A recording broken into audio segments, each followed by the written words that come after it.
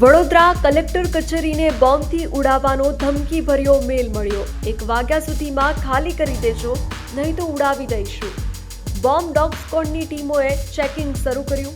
વડોદરામાં આજે વહેલી સવારે સનસનાટી મચી ગઈ હતી, જ્યારે કલેક્ટર કચેરીને બોમ્બથી ઉડાવી દેવાની ધમકી આપતો એક ઈમેલ મળ્યો હતો।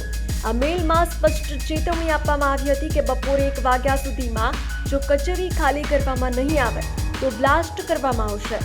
આ ઘટનાની ગંભીરતાને ધ્યાને રાખીને તંત્ર દ્વારા તાત્કાલિક સમગ્ર કચેરી પરિસર ખાલી કરી દેવામાં આવ્યું હતું અને તમામ કર્મચારીઓને રજા આપી દેવામાં આવી હતી। તો હાલમાં બોમ્બ ડિસ્પોઝેબલ સ્ક્વોડ અને ડોગ સ્ક્વોડની ટીમો દ્વારા ખૂણે ખૂણે સઘન ચેકિંગ હાથ ધરવામાં આવ્યું છે। ઉચ્ચ પોલીસ અધિકારીઓનો કાફલો પણ ઘટના સ્થળે તૈનાત છે અને સાયબર ક્રાઇમની ટીમ આ ધમકીભર્યો ઈમેલ મોકલનાર શખ્સની શોધખોળ કરી રહી છે।